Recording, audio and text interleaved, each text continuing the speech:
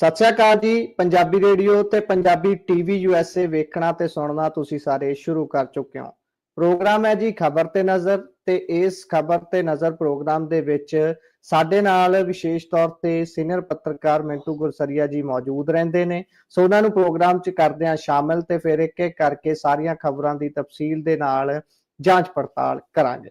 ਸੋ ਸਵਾਗਤ ਹੈ ਜੀ। ਜੀ ਸ਼ੁਕਰੀਆ ਸਾਰਿਆਂ ਨੂੰ, ਸਤਿ ਸ੍ਰੀ ਅਕਾਲ ਜੀ ਸੋ ਮਿੰਟੂ ਜੀ, ਸਭ ਤੋਂ ਪਹਿਲਾਂ ਤਾਂ ਅੱਜ ਪੰਜਾਬ ਦੇ ਵਿੱਚ ਵਿਧਾਨ ਸਭਾ ਦਾ ਸੈਸ਼ਨ ਸੀ। ਹਾਲਾਂਕਿ ਇਹ ਵੀ ਲੰਬਾ ਹੀ ਕਿਤੇ ਸਮਾਂ ਆਉਂਦਾ, ਕਿਤੇ ਵਡਭਾਗਾ ਫੇਰ ਹੀ ਹੁੰਦਾ, ਕਿਉਂਕਿ ਆਮ ਤੌਰ ਤੇ ਤਾਂ ਇਹ ਭੁੱਲੇ ਹੋਏ ਨੇ ਕਿ ਵਿਧਾਨ ਸਭਾ ਵੀ ਕੋਈ ਚੀਜ਼ ਹੁੰਦੀ ਹੈ ਜਿੱਥੇ ਜਾਣਾ ਹੁੰਦਾ ਤੇ ਮੌਕਾ ਦੇਣਾ ਹੁੰਦਾ ਸਾਰੇ ਆਪਣੇ ਐਮਐਲਏ ਨੂੰ ਤੇ ਵਿਰੋਧੀਆਂ ਨੂੰ ਵੀ ਬੋਲਣ ਦਾ, ਸੁਣਨਾ ਹੁੰਦਾ ਸਰਕਾਰ ਕਿੱਥੇ ਖੜੀ ਹੈ। ਸੋ ਕੀ ਕਹੋਗੇ ਜੀ, ਅੱਜ ਵਾਲਾ ਸੈਸ਼ਨ ਰਿਹਾ ਕਿੱਦਾਂ ਦਾ? ਦੇਖੋ, ਬਿਲਕੁਲ ਜਿਹੜੀ ਗੱਲ ਤੁਸੀਂ ਕਹੀ ਆ ਕਿ ਤੇ ਭੁੱਲੇ ਹੀ ਬੈਠੇ ਸੀਗੇ ਕਿ ਯਾਰ ਕਿਤੇ ਕੋਈ ਸੈਸ਼ਨ ਵੀ ਕਰਨਾ ਹੈ। ਤੇ ਆਪਾਂ ਨੂੰ ਸਾਰਿਆਂ ਨੂੰ ਪਤਾ ਕਿ ਸਰਦ ਰੁੱਤ ਦਾ ਤਾਂ ਸੈਸ਼ਨ ਹੀ ਵਿੱਚੋਂ ਗਾਇਬ ਹੋ ਗਿਆ। ਇਹ ਕਮਾਲ ਦੀਆਂ ਗੱਲਾਂ ਹੁੰਦੀਆਂ ਨੇ ਕਈ ਵਾਰੀ। ਹੁਣ ਦੇਖੋ ਗੱਲ ਕੀ ਆ ਕਿ ਅੱਜ ਦਾ ਜਿਹੜਾ ਇਹ ਸੀਗਾ, ਵੈਸੇ ਤੇ ਜੇ ਤੁਸੀਂ ਦੇਖੋ ਅੱਧਾ ਕੁ ਦਿਨ ਚੱਲਿਆ, ਅੱਧਾ ਕੁ ਦਿਨ ਵੀ ਨਹੀਂ ਚੱਲਿਆ। ਹੁਣ ਜਿਹੜੇ ਲੋਕ ਇਹ ਮੰਗ ਕਰਿਆ ਕਰਦੇ ਸਨ ਓਪੋਜੀਸ਼ਨ 'ਚ ਹੁੰਦੇ ਆ, ਵੈਸੇ ਇੱਕ ਗੱਲ ਤਾਂ ਠੀਕ ਹੈ ਕਿ ਓਪੋਜੀਸ਼ਨ 'ਚ ਹੀ ਸੋਹਣੇ ਲੱਗਦੇ ਆ ਲੀਡਰ। ਹੁਣ ਜਿਹੜੇ ਤਾਂ ਮਤਲਬ ਕਿ ਉਸ ਵੇਲੇ ਇਹ ਗੱਲ ਕਿਹਾ ਕਰਦੇ ਸੀਗੇ ਕਿ ਬਈ 40 ਮਿਨੀਮਮ ਸਿਟਿੰਗਸ ਹੋਣੀਆਂ ਚਾਹੀਦੀਆਂ, ਅੱਜ ਉਹਨਾਂ ਦਾ ਹਾਲ ਵੇਖੋ ਕਿ ਸਰਦ ਰੁੱਤ ਦਾ ਸੈਸ਼ਨ ਹੀ ਨਹੀਂ ਹੁੰਦਾ। ਜੇ ਸੈਸ਼ਨ ਹੁੰਦਾ ਆ ਤੇ ਉਹ ਦਿਨ, ਡੇਢ ਦਿਨ ਦਾ, 2 ਦਿਨ ਦਾ ਰੱਖਿਆ ਜਾਂਦਾ ਹੈ। ਤੇ ਹੁਣ ਮੰਗ ਕਰ ਰਹੇ ਨੇ, ਹੁਣ ਉਹ ਲੋਕ ਮੰਗ ਕਰ ਰਹੇ ਨੇ ਜਿਨ੍ਹਾਂ ਤੋਂ ਇਹ ਕਦੇ ਮੰਗ ਕਰਿਆ ਕਰਦੇ ਸੀਗੇ। ਹੈ ਨਾ ਕਮਾਲ ਦੀ ਗੱਲ। ਦੂਜੀ ਗੱਲ ਕਿ ਸ਼ੁਰੂਆਤ ਦੇ ਵਿੱਚ ਹੀ ਅੱਜ ਭੜਥੂ ਪਾ ਦਿੱਤਾ ਬਾਜਵਾ ਸਾਹਿਬ ਨੇ। ਉਹ ਕਹਿੰਦੇ ਜੀ ਕਿ ਜਿਵੇਂ ਦਲਜੀਤ ਦੋਸਾਂਝ ਤੇ ਸ਼ੋਆਂ ਦੀ ਐਡਵਾਂਸ ਬੁਕਿੰਗ ਚੱਲਦੀ ਆ, ਸਾਡੇ ਕੋਲ ਤੇ ਇਹਨਾਂ ਦੇ ਐਮਐਲਏ ਜਿਹੜੇ ਆ ਐਡਵਾਂਸ ਬੁਕਿੰਗ ਕਰਾਈ ਜਾਂਦੇ ਆ। ਵੀ ਇਹਨਾਂ ਦੇ ਬਹੁਤ ਸਾਰੇ ਐਮਐਲਏ ਸਾਡੇ ਸੰਪਰਕ ਦੇ ਵਿੱਚ ਹਨ। ਉਧਰੋਂ ਜਿਹੜੇ ਹੈਗੇ ਸੀਗੇ ਆਮ ਆਦਮੀ ਪਾਰਟੀ ਵਾਲੇ, ਉਹ ਵੀ ਟੁੱਟ ਕੇ ਪੈ ਗਏ ਭੁੰਡਾ ਵਾਂਗੂ। ਉਹਨਾਂ ਨੇ ਆਖਿਆ ਕਿ ਭਾਈ ਸਾਹਿਬ ਗੱਲ ਸੁਣੋ, ਇਹਦੇ ਤੇ ਨਿਗਾਹ ਰੱਖੋ, ਬਾਜਵੇ ਤੇ। ਜਿਵੇਂ ਕਹਣਾ ਨਿਗਾਹ ਰੱਖਿਓ, ਮੇਰੇ ਤੇ ਨਿਗਾਹ ਰੱਖਿਓ। ਉਹ ਕਹਿੰਦੇ ਜੀ ਨਿਗਾਹ ਰੱਖਿਓ, ਤੁਸੀਂ ਇਹਨੇ ਜਾਣਾ ਜੇ ਭੱਜ। ਯਾਨੀ ਸ਼ੁਰੂਆਤ ਇਸ ਕਦਰ ਇਸ ਹੰਗਾਮੇ ਦੀ ਹੋਈ ਕਿ ਸਾਰਾ ਦਿਨ ਇਹੀ ਬਿਆਨ ਜਿਹੜਾ ਜੇ ਤੁਸੀਂ ਦੇਖੋਗੇ ਤੇ ਮੀਡੀਆ ਦੇ ਵਿੱਚ ਜ਼ਿਆਦਾ ਥਾਂ ਬਟੋਰ ਗਿਆ। ਪਰ ਮੇਰੇ ਖਿਆਲ ਦੇ ਨਾਲ ਅਸਲ ਗੱਲ ਮੁੱਦੇ ਦੀ ਹੋਣੀ ਚਾਹੀਦੀ ਆ, ਤੇ ਮੁੱਦੇ ਦੀ ਵੀ ਗੱਲ ਜਿਹੜੀ ਆ ਉਹ ਇਹ ਹੋਣੀ ਚਾਹੀਦੀ ਆ ਸਭ ਤੋਂ ਪਹਿਲਾਂ ਤਾਂ ਗੁਰਪ੍ਰੀਤ ਜੀ ਕਿ ਇੰਨਾ ਛੋਟਾ ਸੈਸ਼ਨ ਕਿਉਂ। ਹੁਣ ਮੈਂ ਦੇਖਦਾ ਪਿਆ ਸੀਗਾ ਬ੍ਰੇਕਿੰਗ ਨਿਊਜ਼ ਇੱਕ ਚੈਨਲ ਨੇ ਚਲਾਈ ਆ ਕਿ ਕੱਲ ਨੂੰ ਸ਼ਾਇਦ ਖੇਤੀ ਖਰੜੇ ਦੇ ਖਿਲਾਫ ਮਤਾ ਜਿਹੜਾ ਉਹ ਲਿਆਂਦਾ ਜਾ ਸਕਦਾ ਹੈ। ਤਾਂ ਗੱਲ ਅੱਜ ਵੈਸੇ ਜਿੰਨੀ ਕੁ ਚੱਲੀ ਆ, ਉੱਥੇ ਸੜਕਾਂ ਦੀ ਇਹਨਾਂ ਦੇ ਆਪਣੇ ਹੀ ਐਮਐਲਏ ਜਿਹੜੇ ਆ ਰੰਧਾਵਾ ਸਾਹਿਬ, ਉਹਨਾਂ ਨੇ ਠਾਈ, ਉਹਨਾਂ ਕਿਹਾ ਜੀ ਮੇਰੇ ਹਲਕੇ 'ਚ ਸੜਕ ਕੋਈ ਸਾਬਤੀ ਬਚੀ ਨਹੀਂ, ਬਾਕਲੇ ਟੋਏ ਆ ਤੇ ਜਾਂ ਇੱਟ ਵੱਟੇ ਪਏ ਨੇ, ਹੋਰ ਤਾਂ ਉੱਥੇ ਕੋਈ ਸ਼ੈ ਹੀ ਨਹੀਂ ਲੱਭਦੀ ਖੁਦਾ ਲਈ। ਤਾਂ ਇਹਦੇ ਤੇ ਸਰਕਾਰ ਤੇ ਮੰਤਰੀ ਗੁਰਮੀਤ ਸਿੰਘ ਖੁੱਡੀਆਂ ਜੀ ਦਾ ਬਿਆਨ ਬੜਾ ਸੁਣਨ ਵਾਲਾ ਸੀਗਾ, ਜਵਾਬ ਬੜਾ ਸੁਣਨ ਵਾਲਾ ਸੀ। ਉਹਨਾਂ ਨੇ ਆਖਿਆ ਨਬਾਰਡ ਤੋਂ ਆਪਾਂ ਮੰਗਿਆ 1800 ਕਰੋੜ ਰੁਪਈਆ ਕਰਜ਼ਾ, ਜਦੋਂ ਮਿਲ ਗਿਆ ਤੇ ਸੜਕਾਂ ਬਣਾ ਦੇਣੀਆਂ ਨੇ ਆਪਾਂ। ਕਮਾਲ ਵੇਖੋ ਤੁਸੀਂ ਕਿ ਨਬਾਰਡ ਤੋਂ ਕਰਜ਼ਾ ਜਿਹੜਾ ਉਹ ਜਦੋਂ ਆਏਗਾ ਤੇ ਸੜਕਾਂ ਤੁਹਾਡੀਆਂ ਬਣ ਜਾਸੀ। ਇਸ ਤਰ੍ਹਾਂ ਮਤਲਬ ਕਿ ਹੋਰ ਵੀ ਜਿੱਦਾਂ ਸਕੂਲਾਂ ਨੂੰ ਫ੍ਰੀ ਬਿਜਲੀ ਦੇਣ ਦਾ ਮਾਮਲਾ ਉੱਠਿਆ, ਹਰਮੀਤ ਸਿੰਘ ਪਠਾਨ ਮਾਜਰਾ ਨੇ ਚੁੱਕਿਆ ਮੁੱਦਾ ਕਿ ਬਈ ਸਕੂਲਾਂ ਨੂੰ ਤੁਸੀਂ ਬਿਜਲੀ ਫ੍ਰੀ ਦਿੰਦੇ ਜੇ ਕਿ ਕੋਈ ਬਿੱਲ? ਤਾਂ ਉਹਨਾਂ ਨੇ ਕਿਹਾ ਨਹੀਂ ਜੀ ਫ੍ਰੀ ਨਹੀਂ ਦਿੰਦੇ ਅਸੀਂ। ਉਹਨਾਂ ਕਿਹਾ ਕਿ ਦੇਖੋ ਆਪਣੇ ਬੱਚੇ, ਬੜੀ ਵੈਸੇ ਨਾ ਹਰਮੀਤ ਪਠਾਨ ਮਾਜਰਾ ਮੈਂ ਨਿੱਜੀ ਤੌਰ ਤੇ ਵੀ ਜਾਣਦਾ ਹੈ, ਤੇ ਤੁਹਾਨੂੰ ਪਤਾ ਵਿਵਾਦਾਂ ਦੇ ਨਾਲ ਰਹਿਣ ਵਾਲਾ ਨੇਤਾ ਹੈ, ਪਰ ਇਹ ਗੱਲ ਬੜੀ ਮਤਲਬ ਸਿੱਧੀ ਸਾਵੀਂ ਜੀ ਕਰ ਦਿੰਦਾ ਹੁੰਦਾ ਹੈ ਨਿੱਜੀ ਜ਼ਿੰਦਗੀ 'ਚ ਵੀ। ਤੇ ਉਹਨੇ ਆਖਿਆ ਉਹਨੇ ਆਪਣੇ ਜਵਾਕ ਤੇ ਇੱਥੇ ਰਹਿਣੇ ਨਹੀਂ, ਇਹ ਤੇ ਕੈਨੇਡਾ ਅਮਰੀਕਾ 'ਚ ਪੜ੍ਹਨੇ ਆ। ਅਸਲ ਤੇ ਇਹਨਾਂ ਨੇ ਪੰਜਾਬ ਸੰਭਾਲਣਾ ਨਾ, ਜਿਹੜੇ ਇਹ ਰਹਿ ਗਏ ਨੇ, ਤੇ ਇਹਨਾਂ ਵਾਸਤੇ ਆਪਾਂ ਇੰਨਾ ਪ੍ਰਬੰਧ ਨਹੀਂ ਕਰ ਸਕਦੇ। ਤੇ ਫਿਰ ਅਮਨ ਅਰੋੜਾ ਨੇ ਕਿਹਾ ਕਿ ਅਸੀਂ ਸਾਰੇ ਸਕੂਲਾਂ ਨੂੰ ਸੋਲਰ ਐਨਰਜੀ ਦੇ ਨਾਲ ਰੋਸ਼ਨਾ ਜਾ ਰਹੇ ਹਾਂ। ਤਾਂ ਇਹ ਵੀ ਮੁੱਦਾ ਕੋਈ ਮੈਂ ਸਮਝਦਾ ਛੋਟਾ ਮੁੱਦਾ ਨਹੀਂ, ਵੱਡਾ ਸੀਗਾ। ਫਿਰ ਇਸ ਤੋਂ ਇਲਾਵਾ ਜੇ ਤੁਸੀਂ ਦੇਖੋਗੇ ਤੇ ਅਮਨ ਅਰੋੜਾ ਨੇ ਅਧਿਕਾਰੀਆਂ ਨੂੰ ਸਿੱਧੇ ਤੌਰ ਤੇ ਚੇਤਾਵਨੀ ਵੀ ਦਿੱਤੀ ਆ ਕਿ ਬਈ ਤਨਖਾਹ ਤੋਂ ਪੈਨਸ਼ਨ ਤੇ ਪਹੁੰਚਦਿਆਂ ਕੋਈ ਸਮਾਂ ਨਹੀਂ ਲੱਗਦਾ ਹੁੰਦਾ। ਪ੍ਰਗਟ ਸਿੰਘ ਨੈਸ਼ਨਲ ਐਜੂਕੇਸ਼ਨ ਪਾਲਿਸੀ ਤੇ ਬੋਲੇ ਆ ਕਿ ਇਹਨੂੰ ਰੱਦ ਕਰਨਾ ਚਾਹੀਦਾ ਹੈ। ਪਠਾਨਕੋਟ ਦੇ ਵਿੱਚ ਕੁਝ ਬਾਹਰੀ ਲੋਕ ਆਉਣ ਦਾ ਮਾਮਲਾ ਜਿਹੜਾ ਉਹ ਭਾਜਪਾ ਵਿਧਾਇਕ ਅਸ਼ਵਨੀ ਕੁਮਾਰ ਨੇ ਚੁੱਕਿਆ ਕਿ ਇਹਨਾਂ ਦੀ ਵੈਰੀਫਿਕੇਸ਼ਨ ਹੋਣੀ ਚਾਹੀਦੀ ਆ। ਫਿਰ ਰਾਣਾ ਗੁਰਜੀਤ ਸਿੰਘ ਨੇ ਕਿਹਾ ਕਿ ਨਕਲੀ ਦੁੱਧ ਦੀ ਸਪਲਾਈ ਬਹੁਤ ਜ਼ਿਆਦਾ ਹੈ ਤੇ ਇਹਦੇ ਤੇ ਸਜ਼ਾ ਜਿਹੜੀ ਆ ਉਹ ਸਖਤ ਹੋਣੀ ਚਾਹੀਦੀ ਹੈ। ਮੇਰੇ ਖਿਆਲ ਦੇ ਨਾਲ ਇਹ ਵੀ ਮੁੱਦਾ ਠੀਕ ਸੀਗਾ। CNG ਪਲਾਂਟਾਂ ਦਾ ਮੁੱਦਾ ਵੀ ਜਿਹੜਾ ਉਹ ਕਹਿੰਦੇ ਕਿ ਕਮੇਟੀ ਬਿਠਾ ਕੇ ਜਿਹੜੀ ਹੱਲ ਕਰੇ। ਇਹ ਮਨਪ੍ਰੀਤ ਇਆਲੀ ਜੀ ਨੇ ਮੁੱਦਾ ਚੁੱਕਿਆ ਸੀਗਾ। ਇਸ ਤੋਂ ਇਲਾਵਾ ਜੇ ਆਪਾਂ ਦੇਖੀਏ ਇੱਕ ਮੁੱਦਾ ਹੋਰ ਸੀਗਾ ਕਿ 41 ਆਕਸੀਜਨ ਪਲਾਂਟ ਜਿਹੜੇ ਪੰਜਾਬ ਦੇ ਵਿੱਚ ਆ ਉਹ ਬੰਦ ਪਏ ਆ ਜੀ। ਤੋ ਇਸ ਤਰ੍ਹਾਂ ਕੁਝ ਮੁੱਦੇ ਵੀ ਛੋਏ ਗਏ ਆ, ਕੰਮ ਕੀਤਾ ਗਿਆ। ਪਰ ਅੱਛਾ, ਇਸ ਸਾਰੇ ਦੇ ਦਰਮਿਆਨ ਜੇ ਤੁਸੀਂ ਵੇਖੋ ਕਿ ਗੁਰਪ੍ਰੀਤ ਜੀ ਇੱਕ ਹੋਰ ਬੜੀ ਦਿਲਚਸਪ ਗੱਲ ਤੁਹਾਨੂੰ ਵੇਖਣ ਨੂੰ ਮਿਲੇਗੀ ਕਿ 2 ਰੋਜ਼ਾ ਇਜਲਾਸ ਸੀਗਾ ਤੇ ਮਾਨ ਸਾਹਿਬ ਤੇ ਉੱਥੋਂ ਨਦਾਰਦ ਸਾਹਿਬ। ਮਾਨ ਸਾਹਿਬ ਪਹੁੰਚੀ ਨਹੀਂ, ਮੈਨੂੰ ਤਾਂ ਕਿਤੇ ਦਿਖੇ ਨਹੀਂ ਹੈ। ਅੱਛਾ, ਹੁਣ ਮੈਨੂੰ ਲੱਗਦਾ ਜਿਹੜੀ ਆਪਾਂ ਹੁਣ ਸੂਚੀ ਦੇਖ ਰਹੇ ਚੰਦ ਮਿੰਟ ਪਹਿਲਾਂ ਕਿ ਮਾਰਕੀਟ ਕਮੇਟੀਆਂ ਦੇ ਚੇਅਰਮੈਨ ਲਾਏ ਨੇ ਸ਼ਾਇਦ 87 ਕਿ 88, ਇਹ ਉਧਰ ਹੀ ਉਲਝੇ ਰਹੇ ਨੇ ਵੀ 2 ਰੋਜ਼ਾ ਸੈਸ਼ਨ ਆ। ਆਖਿਰ ਰੋਣੀ ਕਿਉਂ, ਥਾਲੀ 'ਚ ਕੱਖ ਨਹੀਂ ਆ ਬਈ। ਅਸੀਂ ਤੇ ਇਹੀ ਪੜ੍ਹਦੇ ਆ ਕਿ ਤੁਸੀਂ ਸਿਟਿੰਗਸ ਜ਼ਿਆਦਾ ਕਰੋ। 2 ਰੋਜ਼ਾ ਵੀ ਨਹੀਂ, 1.5 ਕੁ ਰੋਜ਼ਾ ਕਹਿ ਲਓ, 1.5 ਦਿਨਾਂ ਇਹ ਹੈਗਾ ਸੈਸ਼ਨ ਤੇ ਉਹਦੇ ਵਿੱਚ ਵੀ ਮੁੱਖ ਮੰਤਰੀ ਹਾਜ਼ਰ ਨਹੀਂ ਰਹਿ ਸਕਦਾ ਫੁੱਲ ਟਾਈਮ। ਇਹ ਵੀ ਬੜੀ ਕਮਾਲ ਦੀ ਗੱਲ ਹੈ। ਖੈਰ, ਕੰਮ ਤੇ ਹੋਇਆ, ਮੈਂ ਐਵੇਂ ਕਵਾਂ, ਗੱਲ ਜਿਹੜੀ ਹੈ ਨਾ ਉਹ ਝੂਠੀ ਨਹੀਂ ਕਹੀ ਜਾਂਦੀ। ਠੀਕ ਆ, ਮੁੱਦੇ ਵੀ ਕੁਝ ਛੋਏ ਗਏ, ਪਰ ਮੇਰਾ ਮੰਨਣਾ ਇਹ ਆ ਕਿ ਇੱਕ ਸੈਸ਼ਨ ਲੰਬਾ ਹੋਣਾ ਚਾਹੀਦਾ ਗੁਰਪ੍ਰੀਤ ਜੀ। ਔਰ ਇੱਕ ਸਭ ਤੋਂ ਵੱਡੀ ਗੱਲ ਜਿਹੜੀ ਹੈ ਉਹ ਹੈ ਕਿ ਸਾਨੂੰ ਫਾਈਨੈਂਸ ਤੇ ਆਪਦਾ ਵਾਈਟ ਪੇਪਰ ਜਿਹੜਾ ਉਹ ਲੈ ਕੇ ਆਉਣਾ ਪਵੇਗਾ ਤਾਂ ਕਿ ਇਸ ਖਿੱਤੇ ਦੇ ਵਾਸੀਆਂ ਨੂੰ ਪਤਾ ਲੱਗੇ, ਇਸ ਪੰਜਾਬ ਦੇ ਵਾਸੀਆਂ ਨੂੰ ਪਤਾ ਲੱਗੇ ਕਿ ਹਾਲਾਤ ਕੀ ਨੇ। ਸਾਡੇ ਹਾਲਾਤ ਇਹ ਨੇ ਕਿ ਜਿਹੜੇ ਮੈਡੀਕਲ ਕਲੇਮ ਲੈਣੇ ਹੁੰਦੇ ਆ ਕਰਮਚਾਰੀਆਂ ਨੇ, ਜਿਹਦੇ ਵਿੱਚ ਮਤਲਬ ਕਿ ਮੰਨ ਲਓ ਕੋਈ ਪ੍ਰੈਗਨੈਂਟ ਔਰਤ ਹੈ, ਉਸਨੇ ਬੱਚੇ ਨੂੰ ਜਨਮ ਦਿੱਤਾ ਹੈ ਸਰਵਿਸ ਦੇ ਦੌਰਾਨ, ਤਾਂ ਜਿੱਦਾਂ ਉਹਦਾ ਖਰਚਾ ਆਇਆ ਉਹ ਸਾਰਾ ਕਲੇਮ ਕਰ ਸਕਦੀ ਹੈ। ਤੇ ਵਰਬਲੀ ਇਹ ਹੁਕਮ ਆ ਕਿ ਖਜ਼ਾਨੇ 'ਚ ਪੈਸੇ ਹੈ ਨਹੀਂ ਕਿ ਫਾਈਲਾਂ ਰੋਕੀ ਰੱਖੋ। ਸਰ ਸਾਲ ਡੇਢ ਸਾਲ ਤੋਂ ਲੋਕ ਕਲੇਮ ਨੂੰ ਉਡੀਕ ਰਹੇ ਨੇ, ਪੈਸੇ ਹੈ ਨਹੀਂ। ਸੋ ਇਸ ਪੋਜੀਸ਼ਨ 'ਚ ਆ ਕੇ ਮੇਰੇ ਖਿਆਲ ਦੇ ਨਾਲ ਸਾਨੂੰ ਕੁਝ ਚੀਜ਼ਾਂ ਜਿਹੜੀਆਂ ਸਾਫ਼ ਤੇ ਸਪਸ਼ਟ ਕਰ ਲੈਣੀਆਂ ਚਾਹੀਦੀਆਂ। ਤੇ ਇਹ ਸਾਰਾ ਕੁਝ ਤਦ ਹੀ ਹੋ ਸਕਦਾ ਹੈ ਨਾ ਗੁਰਪ੍ਰੀਤ ਜੀ, ਜੇਕਰ ਸੈਸ਼ਨ ਜਿਹੜਾ ਹੈ ਉਹ ਕੁਝ ਲੰਬਾ ਹੋਵੇ। ਪਰ ਮੈਂ ਜਿਵੇਂ ਕਿਹਾ ਕਿ ਜਿਹੜੇ ਉਦੋਂ ਲੰਬਾ ਸੈਸ਼ਨ ਮੰਗਦੇ ਹੁੰਦੇ ਸੀ, ਅੱਜ ਕੱਲ ਉਹ ਆਪ ਹੀ ਨਿਸਲ ਹੋ ਕੇ ਲੰਮੇ ਪਏ ਨੇ ਜੀ। ਜੀ, ਜੋ ਸੈਸ਼ਨ ਵੀ ਲੰਬਾ ਹੋਣਾ ਚਾਹੀਦਾ ਤੇ ਆਪਣੇ ਇਹਨਾਂ ਦੇ ਜਿਹੜੇ ਵਿਧਾਇਕ ਨੇ ਉਹਨਾਂ ਨੂੰ ਵੀ ਵੱਧ ਤੋਂ ਵੱਧ ਬੋਲਣ ਦਾ ਮੌਕਾ ਮਿਲੇ ਤੇ ਜਿਹੜੇ ਵਿਰੋਧੀ ਨੇ ਉਹਨਾਂ ਨੂੰ ਵੀ ਆਪਣੀ ਗੱਲ ਰੱਖਣ ਦਾ ਮੌਕਾ ਮਿਲੇ, ਤਾਂ ਕਿ ਲੋਕਾਂ ਦੀ ਜਿਹੜੀ ਰਿਪਰੈਜ਼ੈਂਟੇਸ਼ਨ ਹੈ ਅਸਲ 'ਚ ਤਾਂ ਉਹਨਾਂ ਨੇ ਉਹ ਵਿਧਾਨ ਸਭਾ 'ਚ ਹੀ ਕਰਨੀ ਨਾ। ਇਹਨਾਂ ਨੇ ਗਲੀਆਂ ਨਾਲੀਆਂ ਤਾਂ ਆਪ ਬਣਾਉਂਦੇ ਨਹੀਂ ਫਿਰਨਾ ਵੀ ਭਾਈ ਇੱਥੇ ਇੱਟ ਲਾਉਣੀ ਹੈ, ਇੱਥੇ ਕੰਮ ਤਾਂ ਵਿਧਾਨ ਸਭਾ ਦੇ ਵਿੱਚ ਹੈ। ਤੇ ਜੇ ਉਹੀ 2 ਦਿਨ ਚੱਲੂਗੀ ਤੇ ਫਿਰ ਕੰਮ ਕੀ ਰਹਿ ਜਾਊਗਾ ਇਹਨਾਂ ਦਾ। ਸੋ ਆਪਾਂ ਅੱਗੇ ਚੱਲਦੇ ਹਾਂ, ਗੱਲ ਕਰਦੇ ਹਾਂ ਜਥੇਦਾਰ ਗਿਆਨੀ ਹਰਪ੍ਰੀਤ ਸਿੰਘ ਹੋਣਾ ਦੀ।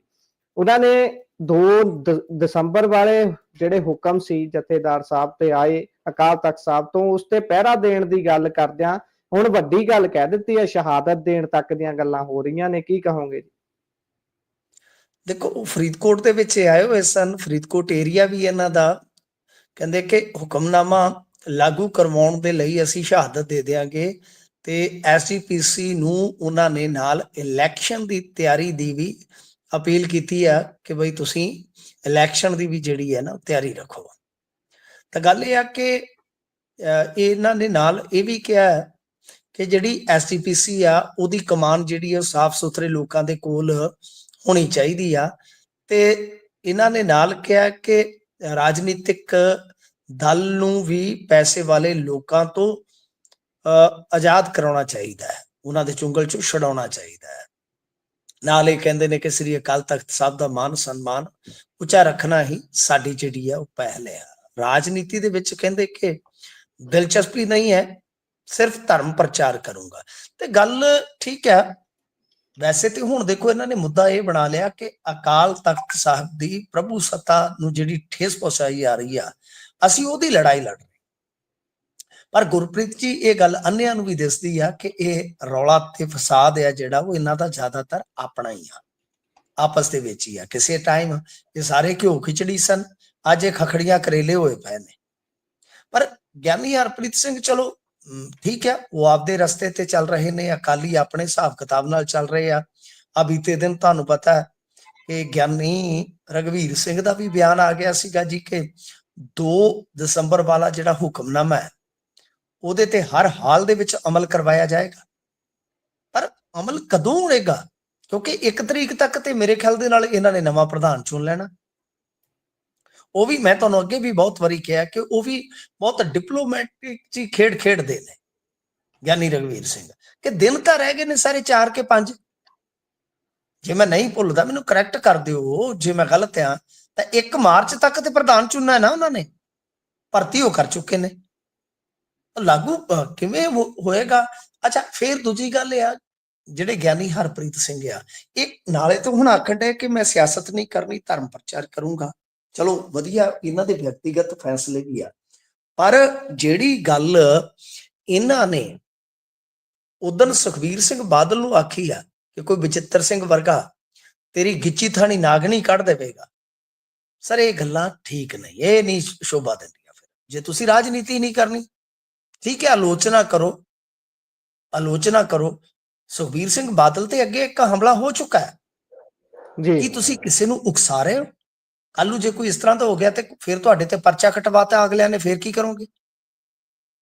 ਤਾਂ ਇਸ ਤਰ੍ਹਾਂ ਉਕਸਾਇਆ ਨਹੀਂ ਜਾ ਸਕਦਾ ਕਿਸੇ ਨੂੰ। ਮੇਰੇ ਕਹਿਣ ਦਾ ਮਤਲਬ ਹੈ ਕਿ ਮੈਂ ਚਲੋ ਇਹਨਾਂ ਤੋਂ ਵੱਡਾ ਨਹੀਂ ਹੈ ਕਿ ਮੈਂ ਇਹਨਾਂ ਨੂੰ ਸਲਾਹਾਂ ਦੇਵਾਂ, ਇਹ ਧਾਰਮਿਕ ਪੁਰਸ਼ ਨੇ ਤੇ ਇਹਨਾਂ ਨੂੰ ਮਾੜਾ ਮੋਟਾ ਸੋਚਣਾ ਚਾਹੀਦਾ ਕਿ ਜੇ ਰਾਜਨੀਤੀ ਨਹੀਂ ਕਰਨੀ, ਚਲੋ ਤੁਸੀਂ ਧਰਮ ਦੀ ਪ੍ਰਚਾਰ ਦੀ ਜਾਂ ਜਿਹੜੀ ਗੱਲ ਕਰ ਰਹੇ ਹੋ ਠੀਕ ਹੈ, STPC ਦੀ ਗੱਲ ਕਰ ਰਹੇ ਹੋ, ਜੋ ਵੀ ਹੈ, ਪਰੰਤੂ ਥੋੜਾ ਜਿਹਾ ਸ਼ਬਦ ਜਿਹੜੇ ਹੈ ਨਾ ਤੁਹਾਡੇ, ਉਹ ਇੰਨੇ ਕੁਰਖਤ ਨਾ ਹੋਣ, ਇੰਨੇ ਕਸੈਲੇ ਨਾ ਹੋਣ ਕਿ ਉਹਨਾਂ ਸ਼ਬਦਾਂ ਦੀ ਆਲੋਚਨਾ ਹੋਵੇ। ਤੁਸੀਂ ਇੱਕ ਦੂਜੇ ਦੀ ਆਲੋਚਨਾ ਕਰੋ, ਕੋਈ ਚੱਕਰ ਨਹੀਂ, ਅਸੀਂ ਵੀ ਤੁਹਾਡੀ ਕਰਦੇ, ਹੋ ਸਕਦਾ ਕਿਸੇ ਦਿਨ ਤੁਸੀਂ ਵੀ ਸਾਡੀ ਆਲੋਚਨਾ ਕਰੋ, ਤਾਂ ਉਹ ਸਾਰਾ ਕੁਝ ਚੱਲਦਾ ਹੈ।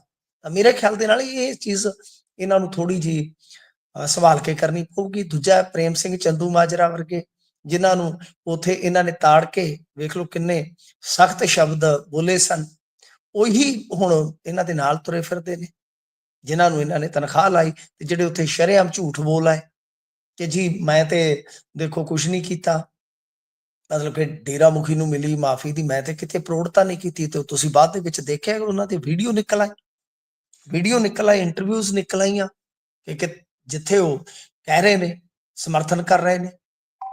ਖੈਰ ਉਹ ਸ਼ਰੇਆਮ ਝੂਠ ਆ, ਝੂਠ ਮਾਰ ਕੇ ਇਹ ਕਿਹੜੀ ਅਕਾਲ ਤਖਤ ਸਾਹਿਬ ਦੀ ਪ੍ਰਭੂ ਸੱਤਾ ਬਈ ਸਨਮਾਨ ਉੱਚਾ ਕਰ ਰਹੇ ਨੇ, ਜਿਨ੍ਹਾਂ ਨੂੰ ਤੁਸੀਂ ਨਾਲ ਲਈ ਫਿਰਦੇ ਹੋ। ਸਵਾਲ ਇਹਨਾਂ ਤੇ ਵੀ ਫਿਰ ਹੋਣਗੇ ਨਾ ਹਰਪ੍ਰੀਤ ਸਿੰਘ ਹੋਰਾਂ ਤੇ ਵੀ, ਗੁਰਪ੍ਰੀਤ ਸਿੰਘ ਜੀ, ਕਿਉਂਕਿ ਸਵਾਲ ਜਦੋਂ ਤੁਸੀਂ ਇੱਕ ਖੁੱਲ ਕੇ ਕਰੋਗੇ ਤਾਂ ਤੁਹਾਡੇ ਤੇ ਵੀ ਸਵਾਲ ਜਿਹੜੇ ਸੁਭਾਵਿਕ ਹੈ ਜੀ।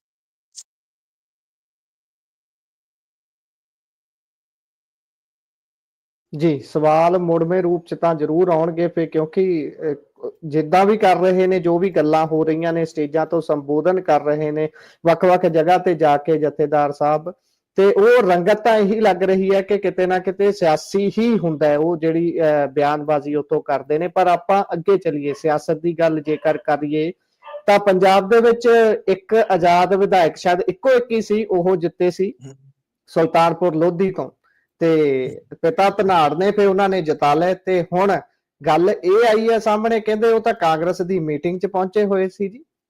ਇਹ ਮੰਨ ਕੇ ਹੀ ਚੱਲੀਏ ਵੀ ਉਹਨਾਂ ਦੇ ਹੀ ਨੇ? ਨਹੀਂ, ਉਹਨਾਂ ਦੇ ਹੀ ਮੰਨਣ ਵਾਲੀ ਕਿਹੜੀ ਗੱਲ ਆ, ਉਹ ਤੇ ਮੰਨੇ ਪਏ ਨੇ।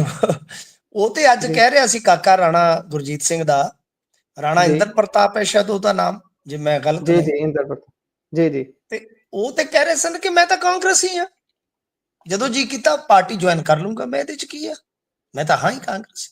ਦੇਖੋ ਮਸਲਾ ਕੀ ਸੀਗਾ, ਮਸਲਾ ਜਦੋਂ ਇਹ ਆਜ਼ਾਦ ਰਾਣਾ ਗੁਰਜੀਤ ਨੇ ਆਪਦਾ ਮੁੰਡਾ ਲੜਾਇਆ ਨਾ, ਗੁਰਪ੍ਰੀਤ ਜੀ, ਤੁਹਾਨੂੰ ਸ਼ਾਇਦ ਪਤਾ ਹੋਏਗਾ ਇਸ ਗੱਲ ਦਾ, ਕਿ ਇੱਕ ਤਾਂ ਟਿਕਟ ਵਾਸਤੇ ਡੰਗਾ ਪੈ ਗਿਆ ਕਿ ਇੱਕ ਪਰਿਵਾਰ ਨੂੰ 2 ਟਿਕਟਾਂ ਨਹੀਂ ਦਿੱਤੀਆਂ ਜਾ ਸਕਦੀਆਂ। ਦੂਜਾ ਜਿਹੜਾ ਸੀ ਉਹ ਸੀ ਨਵਤੇਜ, ਜਿਹੜਾ ਇਹਨਾਂ ਦਾ ਸੁਲਤਾਨਪੁਰ ਲੋਧੀ ਵਾਲਾ ਚੀਮਾ, ਸ਼ਾਇਦ ਉਹਦਾ ਨਾਮ ਸੀਗਾ ਜੇ ਮੈਂ ਗਲਤ ਨਹੀਂ, ਉਹਦੇ ਨਾਲ ਅੜ ਫਸ ਗਏ।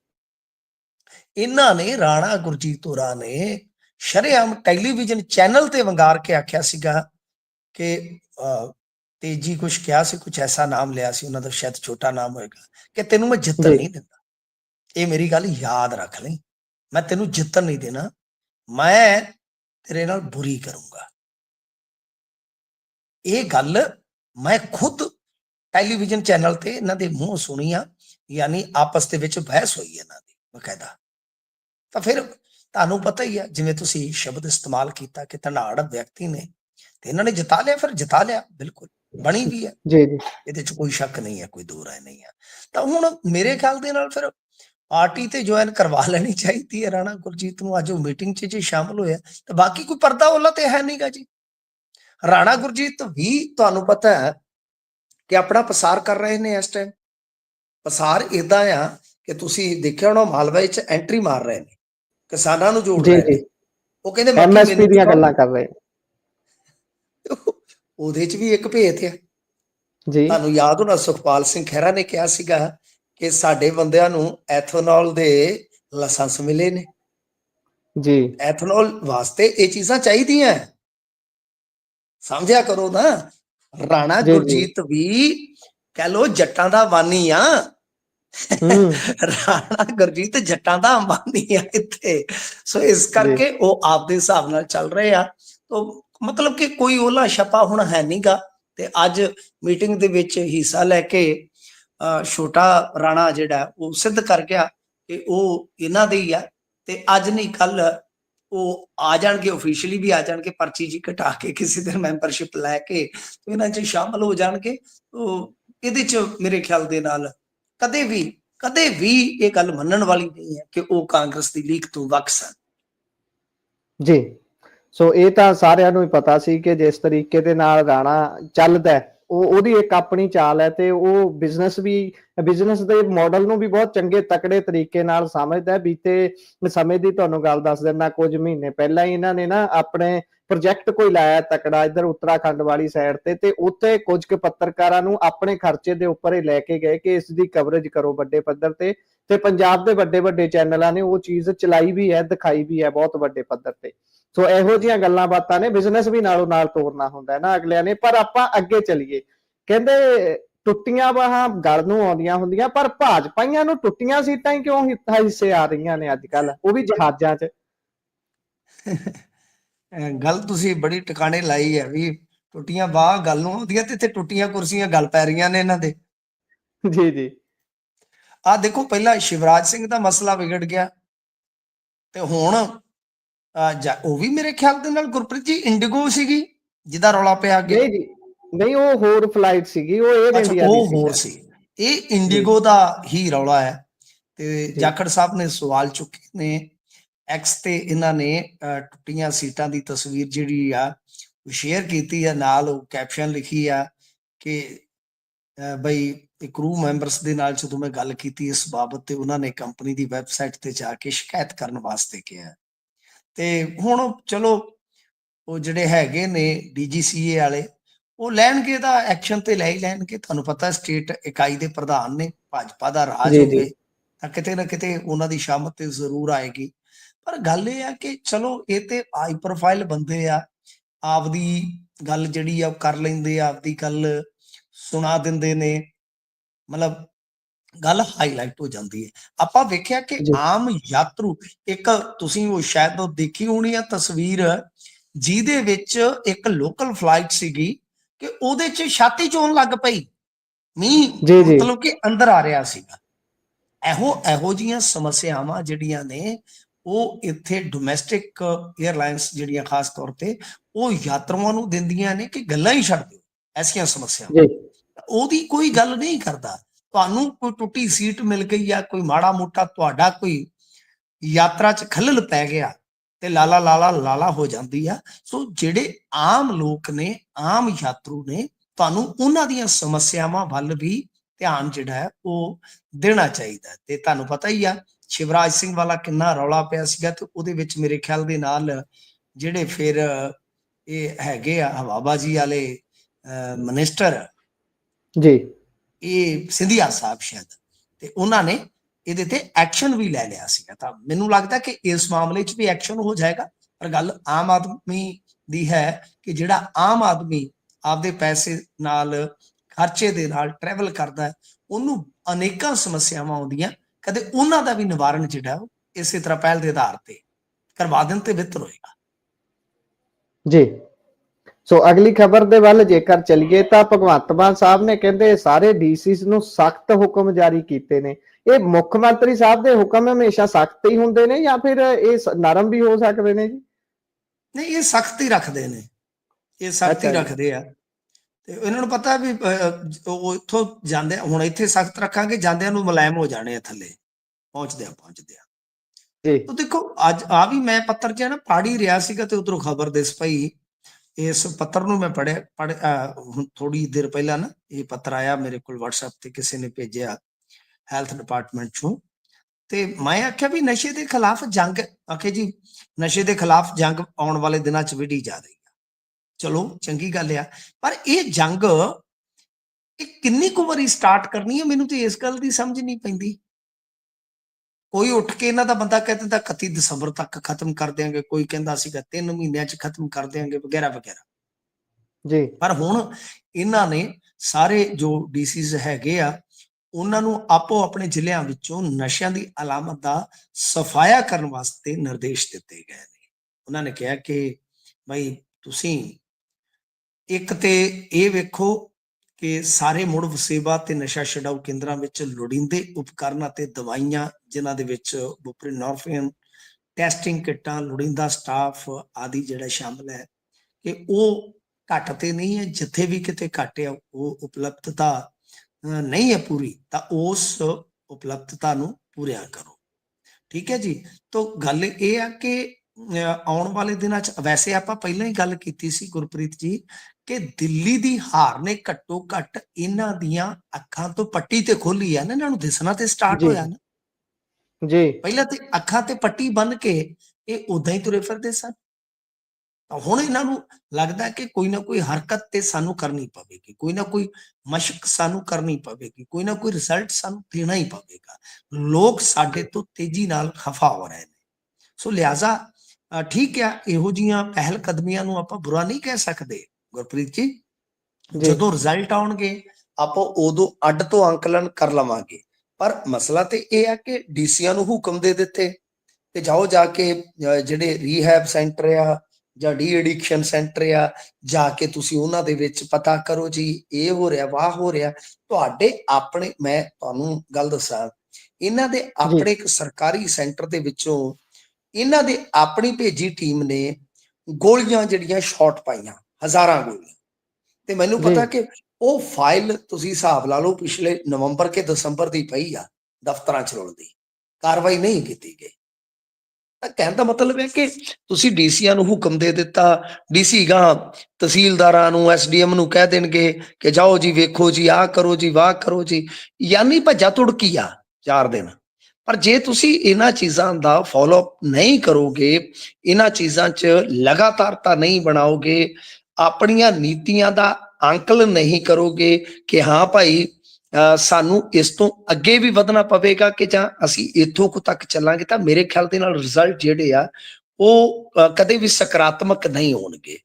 ਤਾਂ ਬਾਕੀ ਦੇਖਦੇ, ਇਸ ਪਹਿਲ ਕਦਮੀ ਦੀ ਆਪਾਂ ਆਲੋਚਨਾ ਨਹੀਂ ਕਰਦੇ, ਬੁਰਾ ਨਹੀਂ ਕਹਿੰਦੇ ਆਪਾਂ ਕਿ ਬਈ ਇਹ ਬੁਰਾ ਕਰਨ ਲੱਗੇ ਆ, ਆਪਦੇ ਬੰਨਿਓ ਤੇ ਠੀਕ ਆ, ਪਰ ਇਸ ਨੂੰ ਧਰਤੀ ਤੇ ਕਿਵੇਂ ਉਤਾਰਿਆ ਜਾਏਗਾ? ਕਿਉਂਕਿ ਡੀਸੀ ਤੇ ਜੀ ਜੀ ਪਹਿਲਾਂ ਹੀ ਲੱਗੇ ਹੋਏ ਨੇ, ਰੀਹੈਬ, ਡੀ ਐਡਿਕਸ਼ਨ ਉਹ ਪਹਿਲਾਂ ਹੀ ਚੱਲ ਰਹੇ ਨੇ, ਦਵਾਈਆਂ ਵਗੈਰਾ ਪਹਿਲਾਂ ਹੀ ਵੰਡੀਆਂ ਜਾ ਰਹੀਆਂ। ਗੱਲ ਇਹ ਆ ਕਿ ਚਿੱਟਾ ਕਿੱਦਾਂ ਬੰਦ ਹੋਏਗਾ? ਇਹ ਜਿਹੜੀ ਵਿਕਰੀ ਹੁੰਦੀ ਆ, ਘਰ ਘਰ ਡਿਲੀਵਰੀ ਹੁੰਦੀ ਆ, ਇਹ ਸਾਰੀਆਂ ਚੀਜ਼ਾਂ ਕਿੱਦਾਂ ਰੋਕੋਗੇ? ਇਹ ਚੈਲੰਜ ਤੇ ਇਸ ਗੱਲ ਦਾ ਹੈ ਨਾ ਵੱਡਾ। ਜੀ ਸੋ ਚੈਲੰਜ ਤਾਂ ਵੱਡਾ ਹੈ, ਪਰ ਜਿਸ ਤਰੀਕੇ ਦੀ ਕਾਰਵਾਈ ਹੋ ਰਹੀ ਹੈ, ਬਾਰ-ਬਾਰ ਸਿਰਫ ਐਲਾਨ ਹੀ ਹੋ ਰਹੇ ਨੇ, ਉਹ ਐਲਾਨਾਂ ਤੋਂ ਅੱਗੇ ਨਹੀਂ ਵਧਿਆ ਜਾ ਰਿਹਾ। ਪਰ ਆਪਾਂ ਚੱਲਦੇ ਹਾਂ ਜੀ ਅਗਲੀ ਖਬਰ ਦੇ ਉੱਪਰ। ਤੇ ਸਰਪੰਚ ਦੇ ਪਤੀ ਦੀ ਮੌਤ ਤੇ ਹੁਣ ਸਿੱਟ ਬਣੀ ਹੈ ਜੀ, ਇਹ ਕਿਹੜਾ ਕੇਸ ਹੈ? ਦੇਖੋ, ਇਹ ਤੁਹਾਨੂੰ ਯਾਦ ਹੋਣਾ ਹੈ ਕਿ ਬੀਤੇ ਦਿਨ ਇੱਕ ਸ਼ਾਇਦ ਵਿਆਹ 'ਚ ਜਾਗੋ ਦਾ ਪ੍ਰੋਗਰਾਮ ਸੀਗਾ ਜਲੰਧਰ ਦੇ ਲਾਗੇ, ਜੀ ਜੀ ਤੇ ਉੱਥੇ ਮਤਲਬ ਕਿ ਇੱਕ ਬੰਦਾ ਫਾਇਰ ਕਰ ਰਿਹਾ ਸੀਗਾ ਤੇ ਇੱਕ ਬੰਦਾ ਡਿੱਗ ਪੈਂਦਾ, ਤੇ ਇਹ ਇੱਕ ਬੁਝਾਰਤ ਜੀ ਬਣ ਗਈ ਕਿ ਹੋਇਆ ਕੀ ਆ। ਦਰਅਸਲ ਕੀ ਹੈ ਕਿ ਸਰਪੰਚ ਦੀ ਜਿਹੜੀ ਇਹ ਨਹੀਂ ਕਹਿ ਲਓ ਕਿ ਸਰਪੰਚ ਦਾ ਪਤੀ ਸੀ ਜਿਹੜਾ, ਉਹ ਸਰਪੰਚਨੀ ਜਿਹੜੀ ਸੀ ਉਹ ਮੋਰੇ ਆ ਕੇ ਕਹਿੰਦੀ ਕਿ ਉਹਨੂੰ ਤੇ ਹਾਰਟ ਅਟੈਕ ਹੋਇਆ। ਚਲੋ ਗੱਲ ਆਈ ਗਈ ਹੋ ਗਈ, ਪਰ ਮੁੜ ਕੇ ਵੀਡੀਓ ਨਿਕਲ ਆਇਆ ਜੀ। ਤੇ ਵੀਡੀਓ ਦੇ ਵਿੱਚ ਸਪਸ਼ਟ ਦਿਖਾਈ ਦਿੰਦਾ ਹੈ ਕਿ ਸਰਪੰਚਨੀ ਦੇ ਘਰ ਵਾਲੇ ਨੂੰ ਗੋਲੀ ਵੱਜੀ ਆ। ਇੱਕ ਬੰਦਾ, ਚੜੀਤਾ ਬੰਦਾ ਨੌਜਵਾਨ ਫਾਇਰਿੰਗ ਕਰ ਜੀ। ਰਿਹਾ ਸੀ, ਉਹ ਹੱਥ ਥੱਲੇ ਨੂੰ ਗਿਰਦਾ ਹੈ ਉਹਦਾ ਤੇ ਗੋਲੀ ਵੱਜਦੀ ਆ। ਹੁਣ ਇਹਨਾਂ ਨੇ ਸੰਸਕਾਰ ਵੀ ਕਰ ਦਿੱਤਾ ਤੇ ਮੁੜ ਕੇ ਇਸੇ ਬੀਬੀ ਨੇ ਫਿਰ ਰੌਲਾ ਪਾ ਲਿਆ ਕਿ ਉਹਨੂੰ ਤੇ ਗੋਲੀ ਵੱਜੀ ਆ। ਹੁਣ ਇਹਨਾਂ ਨੇ ਜੋ ਸਿਵਿਆਂ ਦੀ ਰਾਖ ਹੁੰਦੀ ਆ, ਤੁਹਾਨੂੰ ਪਤਾ ਹੀ ਆ, ਬੰਦਾ ਜਦੋਂ ਸੜ ਜਾਂਦਾ ਹੈ ਉਹ ਜਿਹੜੀ ਸਵਾਹ ਬਣ ਜਾਂਦਾ ਹੈ, ਤੇ ਉਹ ਵੀ ਇਹਨਾਂ ਨੇ ਰੱਖੀ ਹੈ ਸੁਰੱਖਿਅਤ ਕਿ ਇਹਦੇ ਰਾਹੀਂ ਕੁਝ ਸਬੂਤ ਹਾਸਲ ਕੀਤੇ ਜਾ ਸਕਣ। ਪਰ ਕੇਸ ਤੇ ਖਰਾਬ ਹੋ ਗਿਆ ਨਾ ਸਾਰਾ। ਜੀ ਜੀ। ਆਪਾਂ ਨੂੰ ਵੀ ਪਤਾ ਹੈ ਕਿੱਥੇ ਗੋਲੀ ਵੱਜੀ, ਕਿੱਥੇ ਹਾਰਟ ਅਟੈਕ, ਤੁਹਾਨੂੰ ਪਤਾ ਹੀ ਨਹੀਂ ਲੱਗਾ। ਸੋ ਇਹ ਕੀ ਮਾਮਲਾ ਸਮਝ ਤੋਂ ਬਾਹਰ ਹੈ ਕਿ ਕੀ ਪਹਿਲਾਂ ਉਹ ਬੀਬੀ ਜਿਹੜੀ ਆ ਕਾਰਵਾਈ ਨਾ ਕਰਨ ਵਾਸਤੇ ਮਨਾ ਲਈ ਗਈ ਜਾਂ ਮਜਬੂਰ ਕਰ ਦਿੱਤੀ ਗਈ, ਬਾਅਦ ਦੇ ਵਿੱਚ ਜੀ ਉਹਨੂੰ ਜੀ। ਕੁਝ ਹੋਰ ਲੱਗਿਆ, ਕੋਈ ਨਾ ਕੋਈ ਕਹਾਣੀ ਤੇ ਹੈ। ਇਸੇ ਕਰਕੇ ਐਸਐਸਪੀ ਜਿਹੜੇ ਹੈਗੇ ਨੇ ਖੱਖ ਸਾਹਿਬ, ਉਹਨਾਂ ਨੇ ਕਿਹਾ ਕਿ ਡੀਐਸਪੀ ਫਲੋਰ ਦੀ ਦੇਖ ਰੇਖ ਹੇਠ ਇੱਕ ਐਸਆਈਟੀ ਬਣੇਗੀ ਤੇ ਉਹ ਐਸਆਈਟੀ ਹੁਣ ਜਾਂਚ ਪੜਤਾਲ ਜਿਹੜੀ ਆ ਅੱਗੇ ਤੋਰੇਗੀ। ਜੀ। ਸੋ ਇਹਦੇ 'ਚ ਹੀ ਅਪਡੇਟ ਕਰਦੇ ਜਾਈਏ ਕਿ ਮੇਰੀ ਵੀ ਗੱਲ ਹੋਈ ਸੀ, ਜਿਹੜੇ ਸਹੁਰਾ ਪਰਿਵਾਰ ਹੈ ਉਸ ਜਿਸ ਵਿਅਕਤੀ ਦੀ ਮੌਤ ਹੋਈ ਹੈ ਉਹਨਾਂ ਦੇ ਨਾਲ।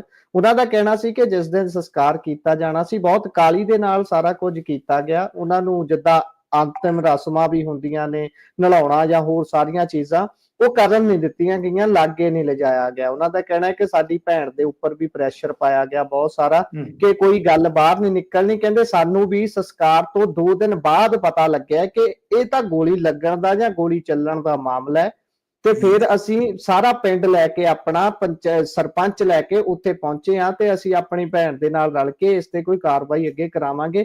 ਇਹੋ ਜੀ ਗੱਲ ਜੋ ਹੁਣ ਤੱਕ ਮੇਰੀ ਉਹਨਾਂ ਨਾਲ ਹੋਈ ਸੀ, ਉਹਦੇ 'ਚ ਇਹ ਕੁਝ ਕਿਹਾ ਗਿਆ ਸੀ ਉਹਨਾਂ ਦੇ ਵੱਲੋਂ। ਪਰ ਇਹ ਦਬਾਅ ਕਿਸ ਦਾ ਸੀਗਾ, ਇਹ ਵੀ ਗੱਲ ਵੇਖਣ ਵਾਲੀ ਹੈ ਨਾ ਕਿ ਦਬਾਅ ਉਹਨਾਂ ਦਾ ਕਿਸ ਨੇ ਕਹਿਣਾ ਸੀ ਪਾਇਆ। ਕਿ ਜੀ, ਉਹਨਾਂ ਦਾ ਕਹਿਣਾ ਸੀ ਕਿ ਜਿਸ ਘਰ ਦੇ ਵਿੱਚ ਪ੍ਰੋਗਰਾਮ ਚੱਲ ਰਿਹਾ ਸੀ, ਉਹਨਾਂ ਨੂੰ ਇਹ ਸੀ ਕਿ ਸਾਡਾ ਸਮਾਗਮ ਜਿਹੜਾ ਪ੍ਰੋਗਰਾਮ ਹੈ ਉਹ ਖਰਾਬ ਨਾ ਹੋਵੇ। ਉਹਨਾਂ ਨੇ ਬਹੁਤ ਤੇਜ਼ੀ ਨਾਲ ਸਾਰਾ ਕੁਝ ਕੀਤਾ, ਉੱਥੋਂ ਚੱਕ ਕੇ ਉਸ ਨੂੰ ਹੋਰ ਜਗ੍ਹਾ ਲੈ ਗਏ। ਕਹਿੰਦੇ ਉਹ ਘਰ ਚੋਂ ਖਾਲੀ ਕਰਤਾ, ਕਹਿਣ ਦਾ ਮਤਲਬ ਦਵਾ ਦਵ ਸਾਰਾ ਕੁਝ।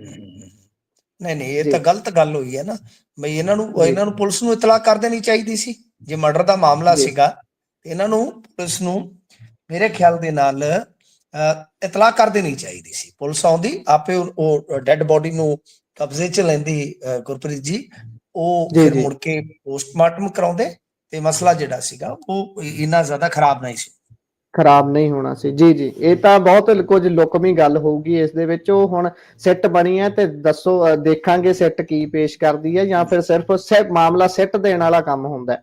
ਪਰ ਆਪਾਂ ਚੱਲਦੇ ਹਾਂ ਜੀ ਅਗਲੀ ਖਬਰ ਦੇ ਵੱਲ। ਸੋ ਅਗਲੀ ਖਬਰ ਕਹਿੰਦੀ ਹੈ ਕਿ ਦਿੱਲੀ 'ਚ ਆਪ ਵਾਲੇ ਹੋਏ ਭਾਜਪਾ ਦੇ ਦੁਆਲੇ। ਇਹ ਕਹਿੰਦੇ ਨੇ ਕਿ ਫੋਟੋਆਂ ਉਤਾਰੀਆਂ ਜਾ ਰਹੀਆਂ ਨੇ, ਮੁੜ ਕੇ ਬੈਕ ਵੀ ਹੋ ਰਿਹਾ ਹੈ ਇਹੀ ਗੱਲਾਂ ਨੂੰ ਲੈ ਕੇ ਹਮਲਾ। ਹਾਂਜੀ ਦੇਖੋ, ਇਹ ਮੈਂ ਤੁਹਾਨੂੰ ਅੱਗੇ ਗੱਲ ਕਹੀ ਸੀਗੀ ਕਿ ਇਹ ਆਪੋਜੀਸ਼ਨ ਦੇ ਵਿੱਚ ਬਹੁਤ ਸੋਹਣੇ ਲੱਗਦੇ ਨੇ। ਆਪੋਜੀਸ਼ਨ ਦੇ ਵਿੱਚ ਇਹ ਤੁਹਾਨੂੰ ਨਾ ਜਿਵੇਂ ਨਾ ਜੀਊਂਗਾ ਤੇ ਨਾ ਜੀਣੇ ਦਊਂਗਾ, ਇਹ ਨਾ ਟਿਕ ਕੇ ਬਹਿੰਦੇ ਆ ਤੇ ਨਾ ਸੱਤਾਧਾਰੀਆਂ ਨੂੰ ਸਾਹ ਲੈਣ ਦਿੰਦੇ ਆ, ਖੜੇ ਪੈ ਜਾਂਦੇ ਨੇ। ਤਾਂ ਹੁਣ ਇਹਨਾਂ ਨੇ ਮੁੱਦਾ ਚੁੱਕ ਲਿਆ ਕਿ ਭਗਤ ਸਿੰਘ ਤੇ ਅੰਬੇਦਕਰ ਦੀ ਤਸਵੀਰ ਹਟਾ ਦਿੱਤੀ ਆ।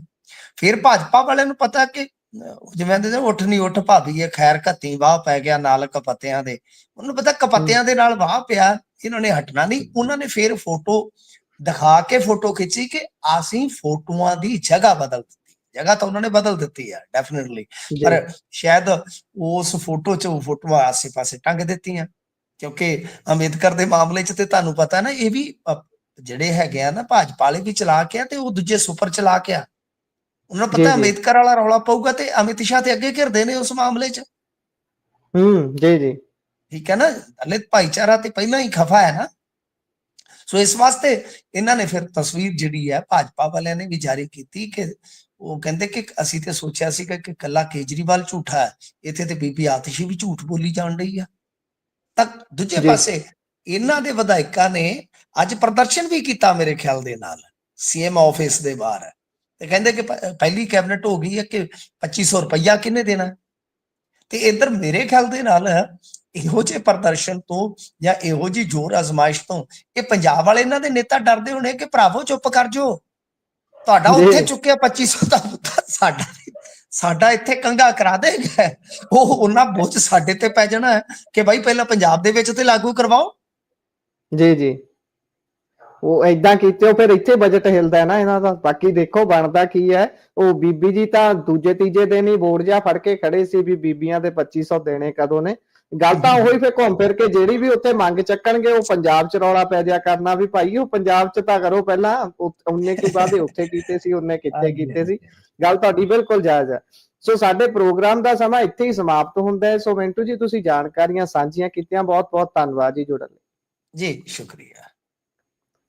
ਸੋ ਇਹ ਸਨ ਸਾਡੇ ਨਾਲ ਸੀਨੀਅਰ ਪੱਤਰਕਾਰ ਮਿੰਟੂ ਗੁਰਸਰੀਆ ਜੀ, ਜਿਨ੍ਹਾਂ ਨੇ ਜਾਣਕਾਰੀਆਂ ਤੁਹਾਡੇ ਨਾਲ ਸਾਂਝੀਆਂ ਕੀਤੀਆਂ ਨੇ। ਪ੍ਰੋਗਰਾਮ ਤੁਹਾਨੂੰ ਕਿਹੋ ਜਿਹਾ ਲੱਗਿਆ, ਤੁਸੀਂ ਵਿਚਾਰ ਰਾਏ ਟਿੱਪਣੀਆਂ ਪੰਜਾਬੀ ਰੇਡੀਓ ਤੇ ਪੰਜਾਬੀ ਟੀਵੀ USA ਦੇ ਵੱਖ-ਵੱਖ ਪਲੇਟਫਾਰਮਸ ਦੇ ਜ਼ਰੀਏ ਸਾਡੇ ਨਾਲ ਸਾਂਝਾ ਕਰ ਸਕਦੇ ਹੋ। ਜੁੜੇ ਰਹੋ ਪੰਜਾਬੀ ਰੇਡੀਓ ਦੇ ਨਾਲ, ਕਿਉਂਕਿ ਪ੍ਰੋਗਰਾਮਾਂ ਦੀ ਲਗਾਤਾਰਤਾ ਇਸੇ ਤਰ੍ਹਾਂ ਦੇ ਨਾਲ ਬਰਕਰਾਰ ਹੈ। ਮੈਨੂੰ ਦਿਓ ਇਜਾਜ਼ਤ, ਧੰਨਵਾਦ, ਸਤਿ ਸ੍ਰੀ ਅਕਾਲ।